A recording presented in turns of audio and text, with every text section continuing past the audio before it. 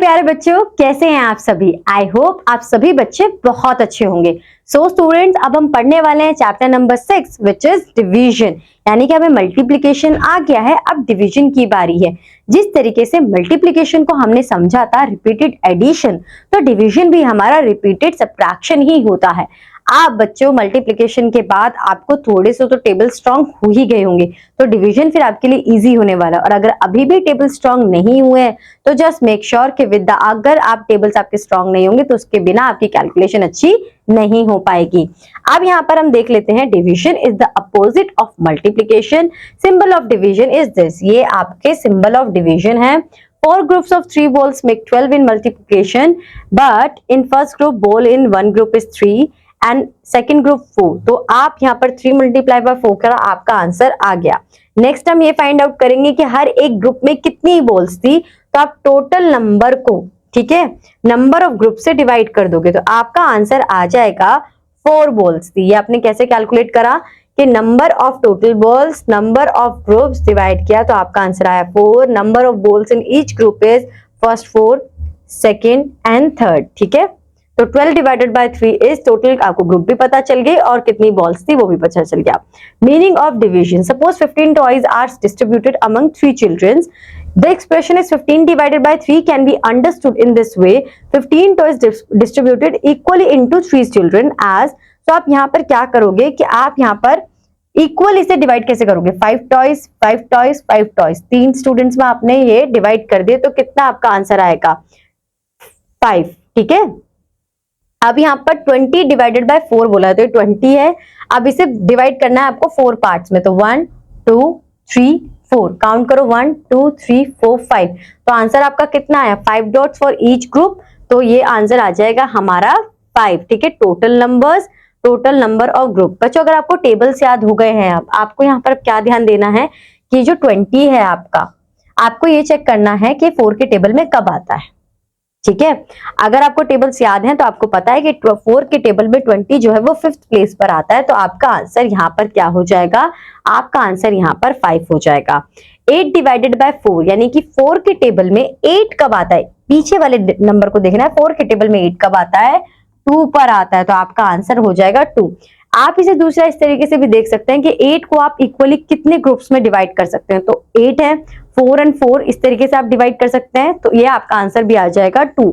Again tricks बच्चों बहुत सारी हैं, पर आपको ये देखना है कि आपका आंसर इजिली किससे आता है। जिन बच्चों को टेबल्स याद हो गए हैं वो टेबल्स वाली ट्रिक यूज करेंगे, जिनको भी टेबल्स याद नहीं हुए हैं तो जो मैं इक्वली डिस्ट्रीब्यूशन बता रही हूँ आप वो वाली ट्रिक करोगे, ठीक है। डिवाइड 12 बॉल्स अमंग 3 स्टूडेंट्स, यानी कि 3 के टेबल में 12 कब आता है, 4 पर आता है, तो इसका आंसर क्या होगा कि हर एक स्टूडेंट को, हर एक बॉय को 4 बॉल्स मिलेंगी, ठीक है। दूसरा आप क्या कर सकते हो कि 12 को मैं इक्वली कैसे डिस्ट्रीब्यूट करूं, 4 + 4 + 4, क्या ऐसे हो जाएगा, हाँ बच्चों ऐसे हो जाएगा, ठीक है। तो अब हम बढ़ते हैं आगे। Division by using multiplication tables, जो कि मैं आपको समझा चुकी हूँ। 15 divided by 3 is equal to 5, यानी कि 3 मल्टीप्लाई बाय 5 इज 15। आप उस नंबर से आपको डिवाइड कर दोगे, आपको आंसर पता चल जाएगा, ठीक है। अब यहाँ पर 24 डिवाइडेड बाय 4 बोला है तो 24, यानी कि 4 multiply by 6 is 24, it means 24 divided by 6 is 4। अब यहाँ पर आपको चेक करना है डिवाइड यूजिंग मल्टीप्लिकेशन टेबल कि 4 के टेबल में 8 कब आता है, 2 टाइम्स पर आता है, ठीक है। 5 के टेबल में 15 कब आता है, 3 टाइम्स पर आता है। 3 के टेबल में 15 5 टाइम्स पे, तो इस तरीके से हम इन्हें सॉल्व कर लेंगे। अब हम बात कर रहे हैं डिविडेंड, डिवाइजर एंड क्वेश्चन की, कि जब हम इस तरीके से डिवाइड करते हैं तो इसका मतलब क्या है कि 12 के टेबल में, 4 के टेबल में 12 कब आता है, तो ये जो 12 आप अब इस बॉक्स के अंदर लिखते हो that is your dividend, okay.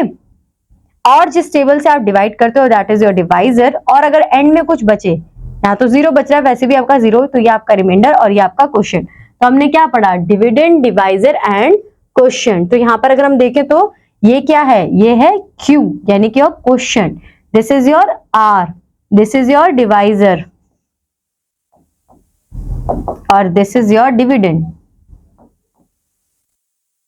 ठीक है।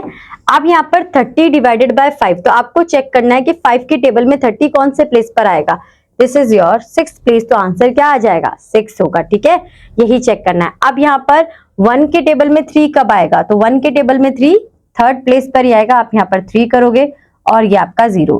4 के टेबल में 32 कब आएगा, तो 4 का टेबल लिखते हैं, 4 1 जा 4, 4 2 जा 8,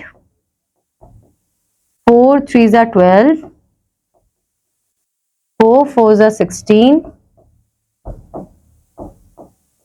आप इसी तरीके से मैं यहाँ पे सीधा आंसर्स लिख देती हूँ, 20, 24, 28, 32। तो 1 2 3 4 5 6 7 8, तो आपका आंसर आ जाएगा बच्चों यहाँ पे 32 8 प्लेस पर। ठीक है, और ये आ जाएगा 0।